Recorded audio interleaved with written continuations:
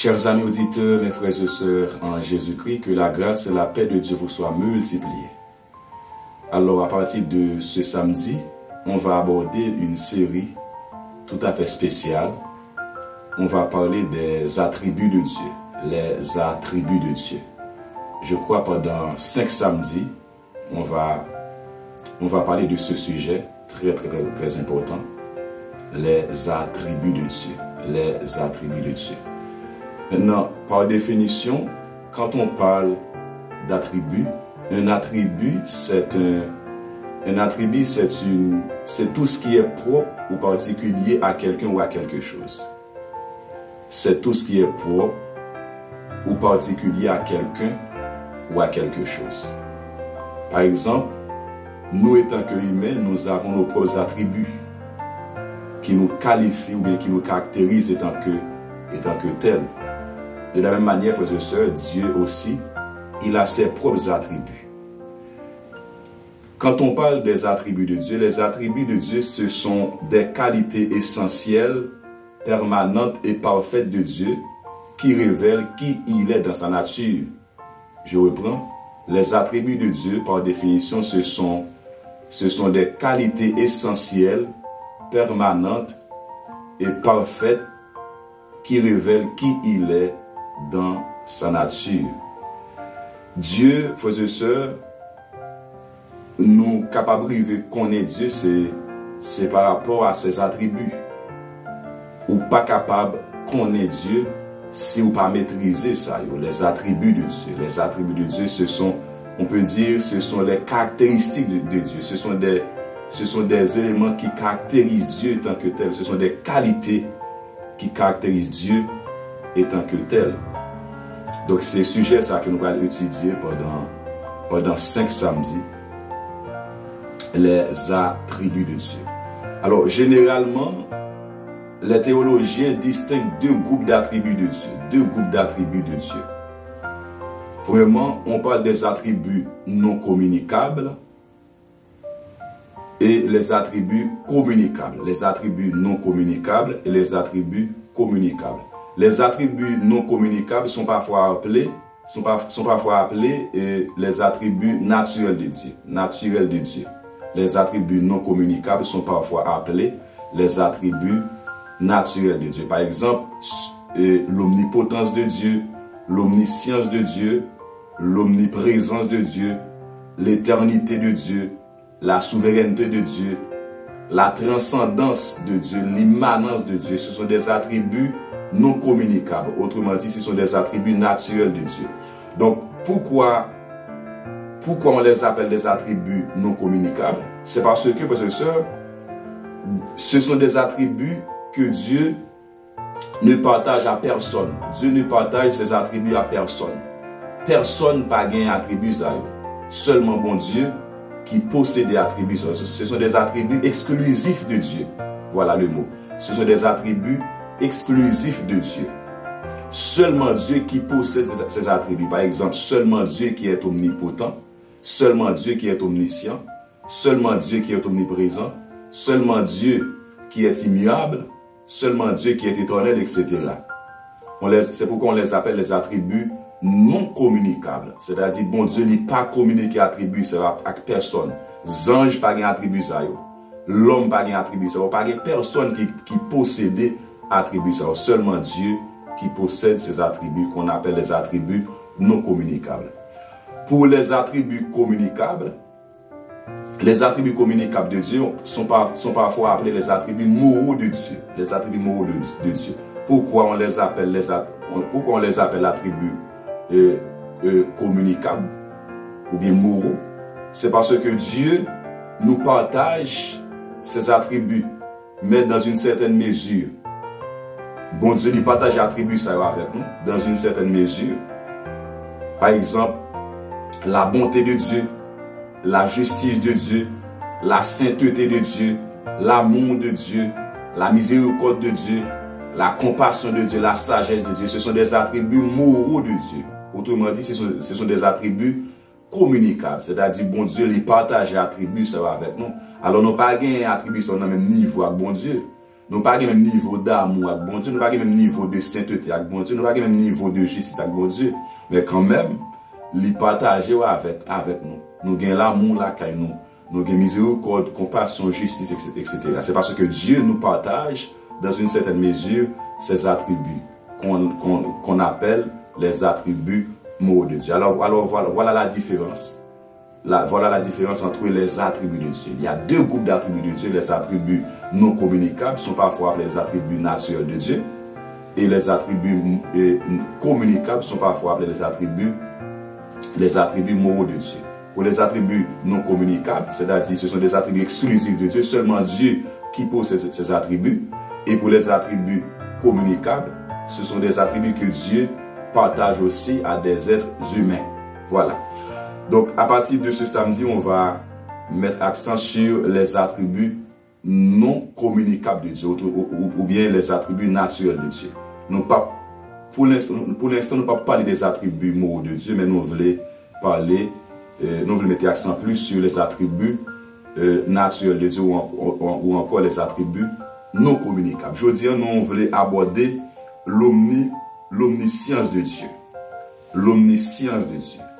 Très souvent, nous utilisons thème ça, l'omniscience de Dieu. Dieu est omniscient. Ça veut dire quoi vraiment exactement selon la Bible? Quand on dit que Dieu il est omniscient, ça veut dire quoi selon la parole de Dieu?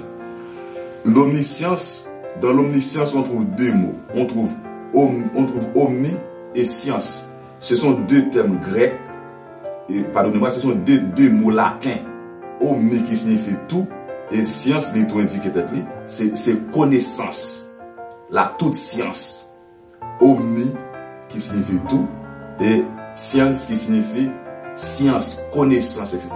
Maintenant, lorsqu'on combine ces deux mots, tout et science, ça fait toute connaissance. Toute connaissance. C'est-à-dire, lorsqu'on parle de l'omniscience de Dieu, frères et sœurs, l'omniscience de Dieu signifie que Dieu, il sait tout. Il sait tout, en tout temps et sans effort. Dieu, il sait tout, il connaît tout. Dieu possède toutes les sciences. Seulement Dieu qui possède la science infuse. Seulement Dieu qui a la totalité du savoir. Et, frères et sœurs, moi-même avec autant que humain, connaissance que nous gagnons, nous allons à l'école pour nous développer. Nous parlons du jour au lendemain, nous ingénieurs, ou bien nous médecins, ou bien nous avocats, etc. Nous faisons plusieurs années à l'école pour nous développer capacité ça, pour nous apprendre bien ça que nous devenir. Mais bon Dieu, bon Dieu, c'est le contraire, il n'a pas fait aucun effort pour ça. Il connaît tout, il sait tout sans effort. Dieu, il connaît le passé, le présent et le futur. Il connaît tout ce qui est, tout ce qui a été et tout ce qui sera. Et même ce qui aurait pu être. C'est bien ça. Il connaît tout ce qui est, tout ce qui a été, tout ce qui sera et même ce qui aurait pu être. Dieu connaît les pensées, il connaît les intentions, il connaît les cœurs. Rien ne lui est caché. Dieu il connaît tout, frères et sœurs. Nos pensées, nos intentions, nos désirs, il connaît tout. Pas rien qui est caché devant mon Dieu. Il connaît le passé, il connaît le présent, il connaît le futur parce qu'il est omniscient. Il est omniscient. Il sait toutes choses, il sait tout, il sait tout. Maintenant, est-ce que nous avons une provision biblique pour argumenter tel ça? Oui, certainement. Il y a de nombreux textes de la parole de Dieu qui nous parlent de l'omniscience de Dieu. Maintenant, voyons un premier texte. Hébreux chapitre 4, le verset 13. Hébreux chapitre 4, le verset 13 nous parle de l'omniscience de Dieu. La Bible dit, nulle créature n'est cachée devant lui, mais tout est à nu et à découvert aux yeux de celui à qui nous devons rendre compte. Quel beau texte, frères et sœurs. Nulle créature n'est cachée devant lui, mais tout est à nu et à découvert aux yeux de celui à qui nous devons rendre compte. C'est-à-dire, frères et sœurs, la vie moi avec vous, c'est comme un livre ouvert devant Dieu. La vie, moi, avec vous, c'est comme un livre ouvert devant Dieu. Il nous voit tels que nous sommes. Il voit nos pensées, nos intentions, nos désirs. Il nous connaît, frères et sœurs. Il nous connaît mieux que nous-mêmes. Dieu nous connaît mieux que nous-mêmes, frères et sœurs. Bon Dieu, tout ça qui a passé dans le cœur, nous. Pendant que nous ne pas connaître ce qui a passé dans la vie, Dieu, il connaît tout. Il voit tout. Parce qu'il est omniscient. Deuxième texte qui décrit clairement l'omniscience de Dieu, c'est Psaume 139, versets 1 à 4. Écoutez ce que David dit. Éternel, tu me sondes et tu me connais. Tu sais quand je m'assieds et quand je m'élève. Tu pénètres de loin ma pensée. Tu sais quand je marche et quand je me couche. Et tu pénètres toutes mes voies. Car la parole n'est pas sur ma langue que déjà, ô Éternel, tu la connais entièrement. David te connaît réalité ça. David te recevoir cette révélation de Dieu. David savait pertinemment que Dieu, il est omniscient, il connaît tout. David dit que Seigneur, tu me sondes, tu me connais. Ou connais lorsque je me couchais, lorsque je me levais. Ou connais pensé, moi. Tout ça qui a traversé, moi, ou connais. Ou connais. L'homme couché, l'homme levé, l'homme sorti, l'homme rentré. Ou connais tout bagay ça yo. M'pas même qu'on ouvre bouche moi, ou gitan connaît qui ça que m'bral dit. Waouh, frères et sœurs. Quelle sagesse, quelle connaissance. M'pas même qu'on ouvre bouche moi, m'pas même qu'on ouvre bouche pour me parler, ou gitan connaît qui ça que m'bral dit. Seulement Dieu qui a capacité ça. Seulement Dieu. Lorsque moi avec on a parlé avec un monde, nous pas connaît qui ça qui a passé dans le cœur monde non, mais bon Dieu il connaît frères et sœurs. Bon Dieu connaît qui ça qui a passé dans le cœur non. Guillaume le texte encore, c'est 1 Jean 3 verset 20. 1 Jean chapitre 3 verset 20. La Bible dit, Dieu est plus grand que notre cœur et il connaît toutes choses. Dieu est plus grand que notre cœur et il connaît toutes choses. Dieu. Seulement Dieu qui a une capacité ça. Les anges n'ont pas cette capacité. Les archanges n'ont pas cette capacité. Le diable, les démons n'ont pas cette capacité. Seulement Dieu, le Dieu créateur, le Dieu vivant et vrai, qui possède cette capacité, l'omniscience. Seulement Dieu, c'est ce qui est omniscient, qui connaît tout. Qui connaît tout. Nous avons un dernier texte pour finir. Mon dernier texte, c'est Ésaïe, chapitre 46, versets 9 à 10. Versets 9 et 10. Ésaïe, chapitre 46, versets 9 et 10. Écoutez la déclaration du prophète Ésaïe. Ésaïe chapitre 46, versets 9 et 10. Souvenez-vous de ce qui s'est passé dès les temps anciens. Car je suis Dieu, et il n'y en a point d'autre. Je suis Dieu, et nul n'est semblable à moi. Verset 10. J'annonce dès le commencement ce qui doit arriver, et longtemps d'avance ce qui n'est pas encore accompli. Je dis, mes arrêts subsisteront et j'exécuterai toute ma volonté. Frères et sœurs, quel fameux texte. J'annonce dès le commencement ce qui doit arriver et longtemps d'avance ce qui n'est pas encore accompli. Seulement Dieu qui possède cette capacité pour annoncer la fin avant le commencement. C'est-à-dire, moi, pendant que je parlé avec vous là, je ne sais pas suite histoire, je ne sais pas fin histoire, je ne sais pas fin citation, je ne sais pas fin vidéo, mais bon Dieu déjà connaît conclusion vidéo qu'il a fait là. Bon Dieu déjà connaît conclusion enseignement. Je ne sais pas connaît fin vie moi. Personne ne connaît son destin. Nul ne sait, frères et sœurs, son destin. Pas de monde qui connaît comment elle a fini. Mais cependant, bon Dieu, c'est le seul personnage qui connaît fin histoire avant même l'histoire commencer. Bon Dieu, c'est seulement personnage qui connaît fin match là avant le match là commencer. Lorsque deux équipes vont jouer, pas de monde qui connaît qui équipe qui a gagné, qui équipe qui a perdu. Mais cependant, bon Dieu connaît qui équipe qui a gagné, qui équipe qui a perdu. Seulement bon Dieu qui a capacité et qui a potentiel ça. Seulement bon Dieu qui a compétence ça. Il a capacité. Bon Dieu connaît fin chapitre là avant même que chapitre là commence. Bon Dieu connaît fin vie, nos frères et sœurs. Il connaît comment on a fini. Bon Dieu connaît ça. il y a des gens qui commencent bien, qui finissent mal, bon Dieu connaît ça. Comme ça, il y a des gens qui commencent mal, qui finissent bien, bon Dieu connaît ça. Dans sa préscience, dans sa connaissance, dans sa toute science, dans son omniscience, il connaît ça. Il connaît ça, frères et sœurs. Dieu, il connaît destinée, non? Il connaît comment la vie va finir. Il connaît, il annonce la fin avant le commencement. Maintenant, frères et sœurs, qu'est-ce que nous devons tirer comme leçon de l'omniscience de Dieu? Qui ça nous a tiré comme leçon de l'omniscience de Dieu? Qui ça, le fait que bon Dieu, il connaît tout, le passé, le présent et le futur. Le fait que Dieu, il connaît nos pensées, nos intentions, nos désirs. Il connaît la fin de notre histoire. Il annonce la fin avant le commencement. Qui ça nous doit tirer comme leçon en tant que chrétien? Pas seulement en tant que chrétien, en tant qu'humain. Qui ça nous doit tirer comme leçon, frères et sœurs?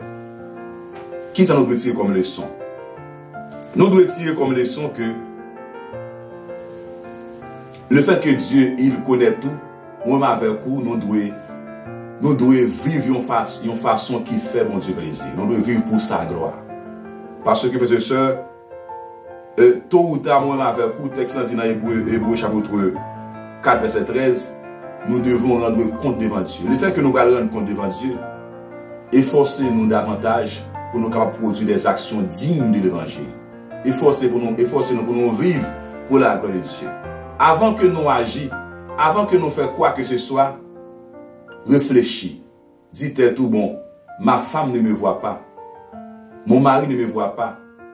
Mes frères et sœurs ne me voient pas. Personne ne me voit. Mais Dieu me voit. Celui à qui je dois rendre compte me voit. Avant que vous agissiez, maintenant c'est que bon Dieu lui voit. Pendant que vous pensez des choses dans le cœur, ou des intentions bizarres, des pensées bizarres, dites tout, personne ne parle ça qui passe dans le cœur. Mais bon Dieu est cœur, il est cœur, frères et sœurs. Bon Dieu est pensée, mais bon Dieu est désir, moi. Bon Dieu est désir. Et penser ça, ou bien action ça, nous allons rendre compte pour eux.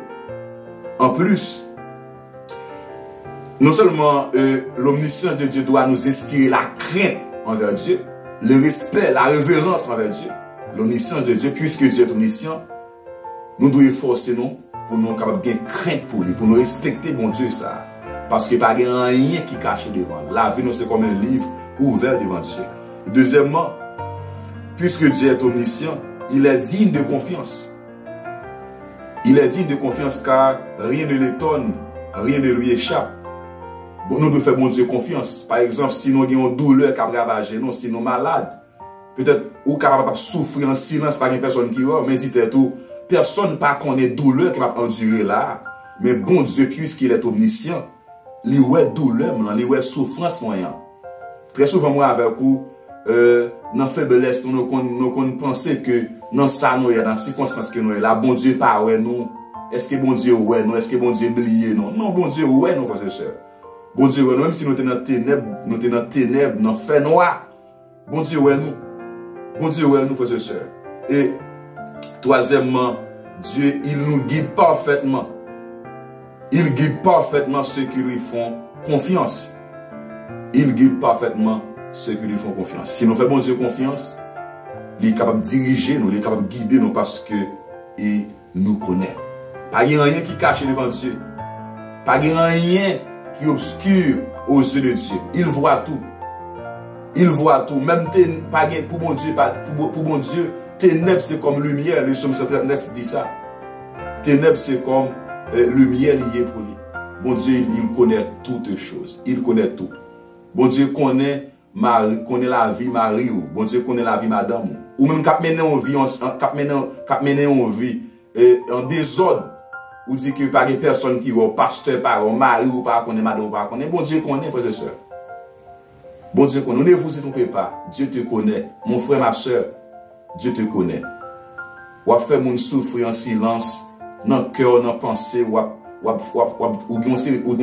pensée très bizarre. Des intentions mauvaises, des mauvaises motivations, pas de personne qui ouais. Mais bon Dieu, ouais. Bon Dieu n'a pas besoin de faire IRM, bon Dieu n'a pas besoin de faire scanner pour le problème là. Bon Dieu n'a pas besoin de faire sonographie, radiographie. Non, frères et sœurs. Il sait de quoi nous sommes formés, il nous connaît. Il nous connaît mieux que nous-mêmes. Il connaît nos besoins. Il connaît l'état de notre vie, frères et sœurs. Il connaît tout. La vie de Simon, bon Dieu connaît. Bon Dieu connaît l'avenir, non. Pas besoin d'inquiéter, paniquer pour l'avenir. De non, non, mais bon Dieu, avenir, non, mais le Seigneur. Pas inquiet, pas paniquer. Bon Dieu connaît. Remettre la vie entre les mains de Dieu qui nous connaît mieux que nous-mêmes. Dieu est omniscient, c'est-à-dire, il connaît tout. Il sait tout. Le passé, le présent et le futur. Il connaît nos besoins, il connaît nos désirs, il connaît nos pensées. Il annonce la fin avant le commencement. Père céleste, merci pour cette qualité, pour cette vertu. Merci parce que tu nous connais, Seigneur, mieux que nous-mêmes. Merci, oh Dieu, parce que tu nous vois, tu connais nos pensées, nos désirs, tu connais nos besoins, Père. Oh, ton omniscience nous donne la force. Ton omniscience nous a réconfortés, Seigneur. Ton omniscience nous donne le courage. Puisque tu es omniscient, Père, oh, ça nous motive. Merci, Père. Merci, Père. Personne ne nous connaît mieux que toi-même. Personne. Nos parents, nos frères et sœurs, nos leaders, nos responsables, personne ne nous connaît, cher Seigneur Dieu, plus que toi-même. Tu nous connais mieux que nous-mêmes, Père. Béni soit ton grand nom. Béni soit ton Saint-Nom, Seigneur. Parce que tu es omniscient, aide-nous, Seigneur, à marcher dans la crainte. Parce que tu es omniscient, Seigneur, aide-nous à te respecter. Aide-nous, cher Seigneur, à vivre pour ta gloire et pour ton honneur. Merci, Père. Merci, ô Dieu d'amour. Nous sommes contents parce que toi seul es omniscient. Toi seul, personne d'autre. Toi seul, Seigneur, est omniscient. Toi seul qui connais tout. Toi seul qui possède la science infuse. Toi seul, ô Dieu d'amour, qui a la toute science. Toi seul, Seigneur. Béni soit ton grand nom. Tu es Dieu. Tu es certainement Dieu. Tu es véritablement Dieu. Gloire à toi, Seigneur Dieu. Tu es digne de gloire et d'adoration. Tu es digne de louange parce que toi seul est Dieu. Toi seul est omniscient. Que ton nom soit sanctifié, que ton nom soit béni, que ton nom soit glorifié, ô Dieu. Merci, Père. Au nom de Jésus-Christ de Nazareth. Amen. Frères et sœurs, nous toujours encouragé, ou pas négliger, pas hésiter à partager et provision ça, nourriture ça, partager dans le groupe qui vous partagez, encourager frères et sœurs pour abonner avec chaîne de façon à ce que vous toujours recevoir la vidéo chaque samedi. À samedi prochain, si Dieu n'a continué sur parler des attributs de Dieu, nous allons parler de l'omniprésence de Dieu. Que le Seigneur vous bénisse abondamment. À samedi prochain, si Dieu le veut.